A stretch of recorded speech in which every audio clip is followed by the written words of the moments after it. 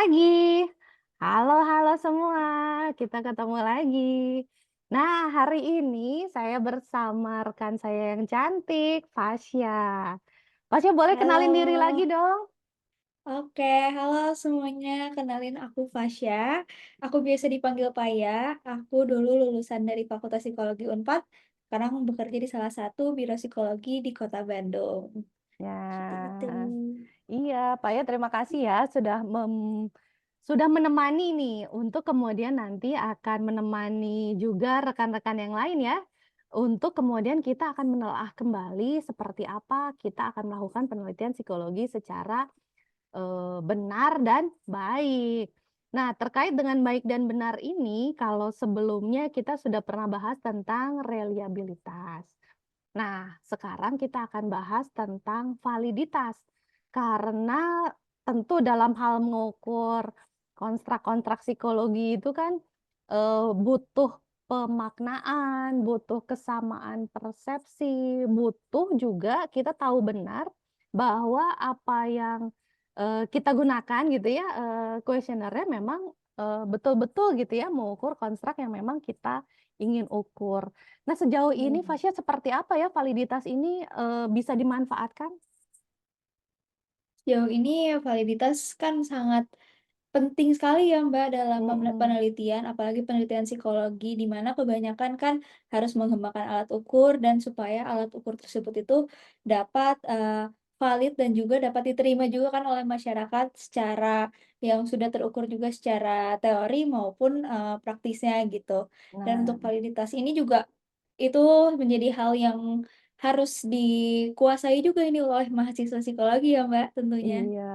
Dan kalau tadi bukan hanya mahasiswa ya berarti ya, tapi Hmm. juga dapat dimanfaatkan di tempat kerja. Kalau kita mau mengukur sesuatu gitu ya, dan kemudian kita Hmm. akan memastikan alat ukurnya memang dapat dimanfaatkan gitu ya. Tadi seperti Pak ya punya juga tujuan praktis.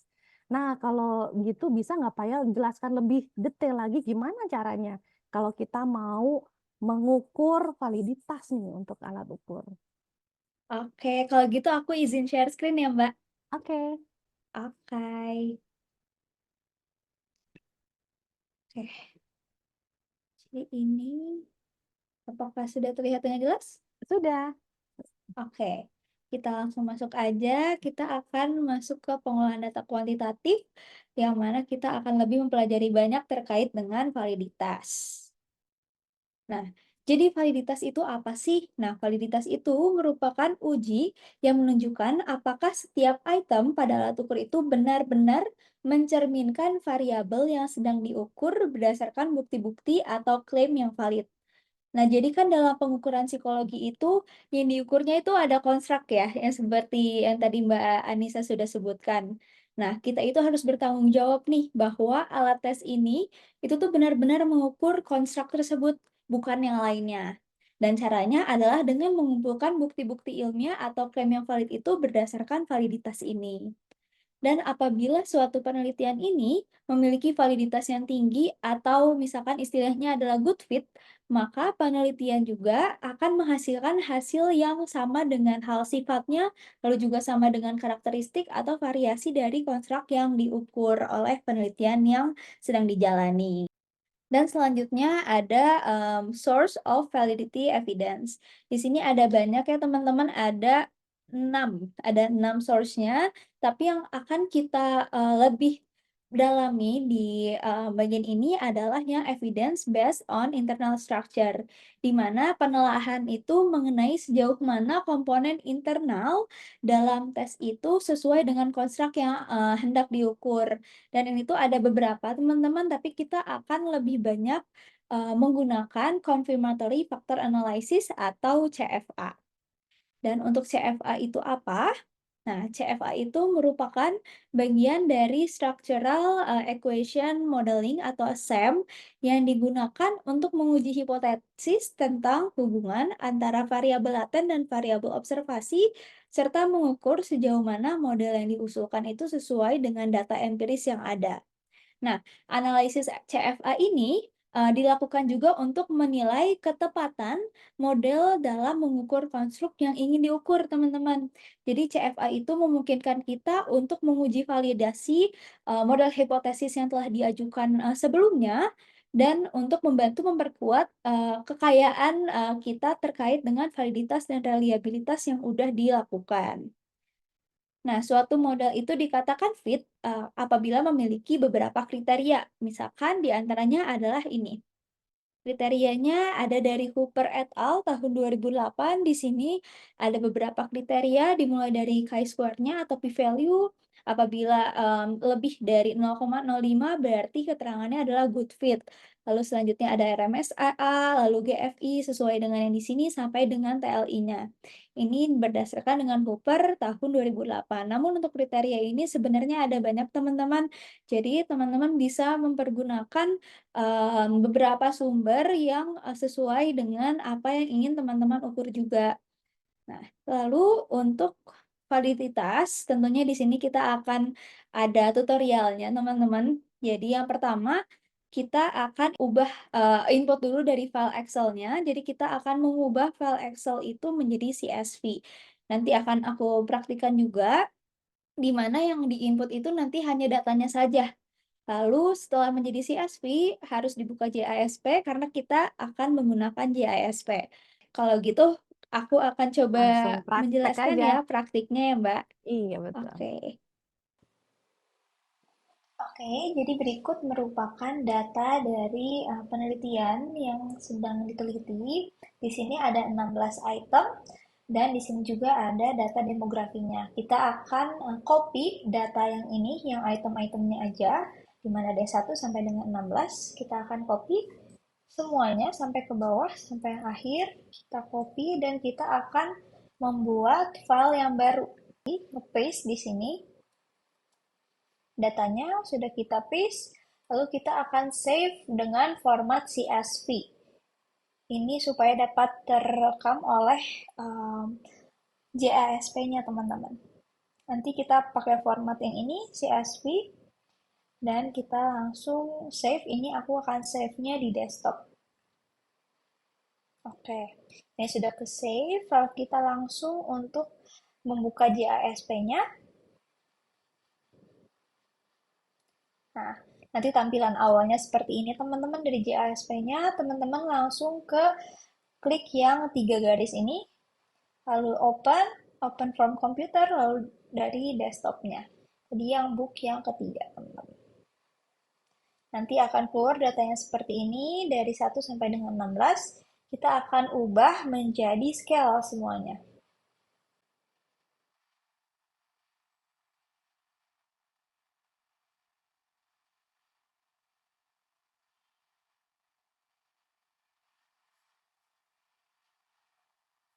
Oke, nanti akan seperti ini tampilannya. Lalu apabila semuanya sudah menjadi scale, kita langsung klik yang faktor, lalu ke confirmatory factor analysis. Nah, di sini teman-teman kita akan melihat tampilan seperti ini. Yang akan kita gunakan adalah yang ini dulu. Kita akan memasukkan item-itemnya. Kalau di sini aku akan memasukkan per dimensi, teman-teman. 1 sampai 6 akan di dimensi yang pertama, lalu plus yang ini kalau menambah dimensi lain, 7 sampai dengan 11 dimensi yang kedua, lalu plus lagi ini dimensi yang ketiga, 12 sampai dengan 16.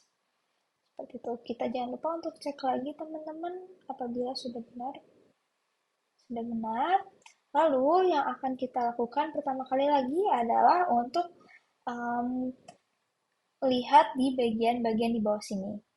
Additional output, kita akan klik yang additional fit measure, lalu juga R square implied covariance matrix, lalu residual covariance matrix, lalu modification indicates, lalu juga show Lava unsyntax. Nah, kalau show Lava unsyntax ini, kalau si data yang di sini itu mau decoding di aplikasi R, di aplikasi R gitu, teman-teman. Lalu kita bisa lihat yang plot. Nah, di sini yang plot kita akan klik yang model plot. Lalu selanjutnya kita akan show parameter ini untuk melihat plotnya. Nanti akan seperti ini. Lalu untuk rotate ini terserah teman-teman untuk plotnya mau di rotate atau mau tetap kayak gini, nanti hasilnya akan terlihat seperti ini. Kalau di rotate akan seperti ini teman-teman. Nah, ini bisa lebih jelas atau nggak di rotate juga nggak apa-apa. Jadi sesuai dengan kebutuhan dari teman-teman aja.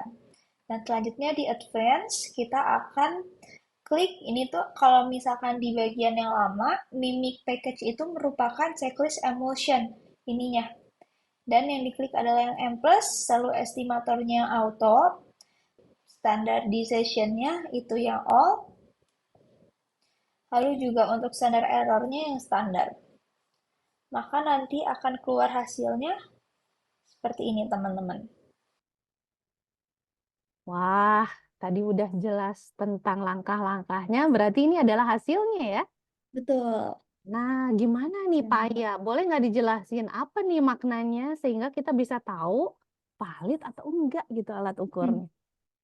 Oke, jadi yang pertama ini kita akan melihat di awal ini ada chi-square test, di sini ada faktor modelnya, di mana ada p-value-nya ini kurang dari 0,001. Di mana sebenarnya yang sesuai dengan kriteria adalah seperti yang tadi yang sudah di PPT itu, p-value-nya adalah di atas 0,05, teman-teman. Jadi yang ini tidak fit, tidak sesuai dengan kriterianya. Namun hal ini juga terjadi karena uji signifikansi itu sensitif terhadap ukuran sampelnya. Dan di sini ukuran sampelnya itu kan besar ya teman-teman. Jadi hasil pengujian chi-square-nya juga terhadap model ini dengan jumlah yang besar itu hampir selalu ditolak gitu teman-teman. Untuk p-value ini kebanyakan kalau misalkan jumlah sampelnya itu banyak, biasanya emang di bawah 0,001. Jadi kita akan mencoba ke kriteria yang lainnya. Dan yang pertama ini ada CFI teman-teman. Untuk kriteria CFI itu adalah di atas 0,9. Di sini kita mendapatkan 0,921. Jadi sesuai atau good fit dengan kriterianya. Lalu juga untuk PLI-nya ini udah 0,905 di mana kriterianya juga di atas 0,9. Jadi ini juga good fit checklist. Lalu selanjutnya di sini NFI-nya. NFI kita ada di 0,870, di mana kriterianya itu seharusnya di atas 0,9. Ini agak sedikit ya di bawah 0,9, tapi berarti ini tidak bisa masuk ke dalam model fit-nya ya. Lalu selanjutnya kita akan melihat dari sininya RMSEA. Di sini RMSEA-nya 0,089, di mana yang model fit adalah RMSEA-nya apabila di bawah 0,08, berarti RMSEA-nya juga tidak fit. Selanjutnya, kita akan lihat berdasarkan SRMR. SRMR itu yang fit adalah di bawah atau sama dengan 0,1. Dan ini ada di bawah 0,1 yaitu 0,056. Jadi fit kita checklist dan juga yang GFI. Dan GFI-nya ini adalah 0,939 di mana kriterianya adalah 0,9. Jadi kita checklist juga yang ini. Seperti itu. Namun teman-teman, untuk melihat seberapa besar kontribusi tiap item dalam mengukur konstruk itu sesuai, kita dapat melihatnya dari melihat nilai dari faktor loading. Nah, yang ini teman-teman, di parameter estimates nanti ada faktor loading dan kita akan lihatnya di standar estimatornya.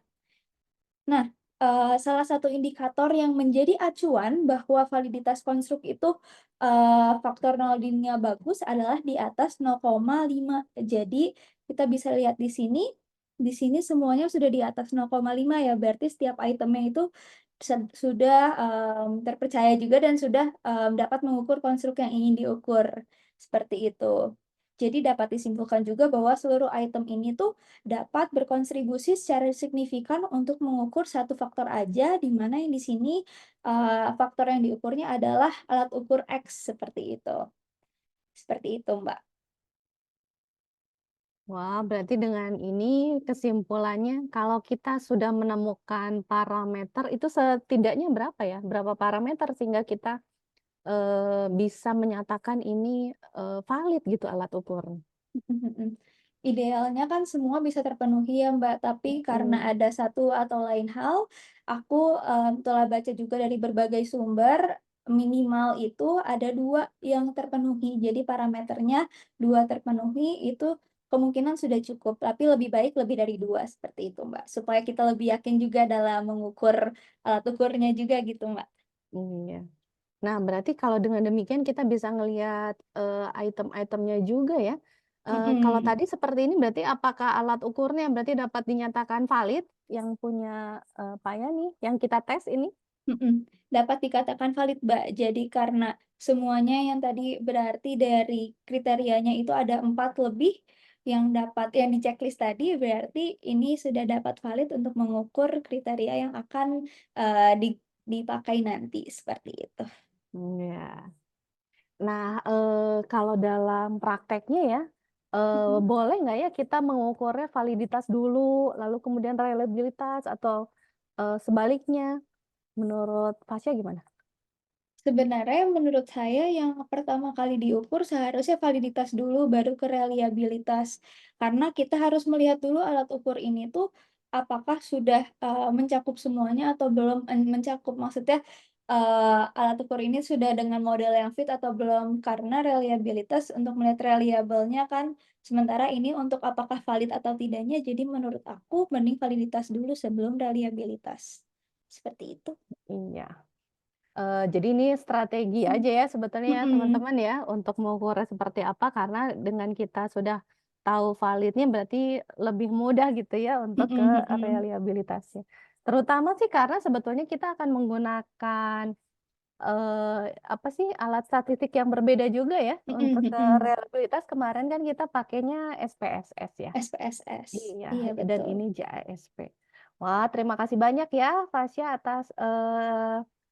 atas paparannya yang kemudian pengharapan kami nih dapat membantu teman-teman gitu dalam memahami seperti apa nih validitas, lalu kemudian bagaimana ini kita lakukan gitu ya, diukurnya seperti apa. Nah, secara brief ada nggak yang bisa disampaikan lagi tentang validitas ini, Pak, ya? Oke, di akhir aja kali ya, Mbak, Iya. untuk validitas ini harus benar-benar, diperkuat lagi untuk validitas karena ini kayak sebagai akarnya gitu dari sebuah penelitian ya, Mbak. Jadi kalau Mhm. misalkan validitasnya sudah baik, akan kemungkinan ke depannya dalam proses, pengolahan data yang lainnya juga akan semakin, memudahkan ya ke depannya gitu, karena kalau udah baik, insya Allah ke yang depannya juga akan juga baik gitu. Iya, dan bukan hanya baik ya, tapi berarti Mhm. apa yang di-assess itu benar Nah gitu, sehingga betul, kita dapat mhm. menarik kesimpulan dengan benar juga. Nah, rekan-rekan itu secuplik sedikit ya yang kita share mengenai validitas, semoga membantu, terutama ini dalam hal penelitian yang menggunakan kuesioner ya, secara kuantitatif. Nah tadi, kalau dalam, praktek yang disajikan, kebetulan sih Paya menggunakan skalanya tuh skala Likert ya, 5 Likert, ya? iya Iya, 5, 1 sampai 5. 5, 1 sampai 5.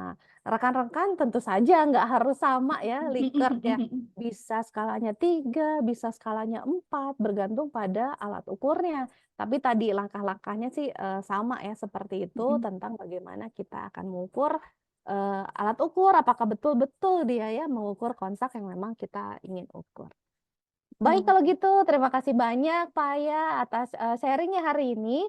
Kita nantikan ya teman-teman dengan topik yang lainnya untuk mempermudah kita bersama melakukan penelitian di bidang psikologi, sehingga kita dapat menemukan dan kemudian dapat membantu ya terhadap hasil, penelitian kita terhadap, lingkungan, hal-hal apa yang dapat ditingkatkan, hal-hal apa yang dapat diketahui dari faktor-faktor yang ada di lingkungan kita dari sudut pandang ilmu psikologi.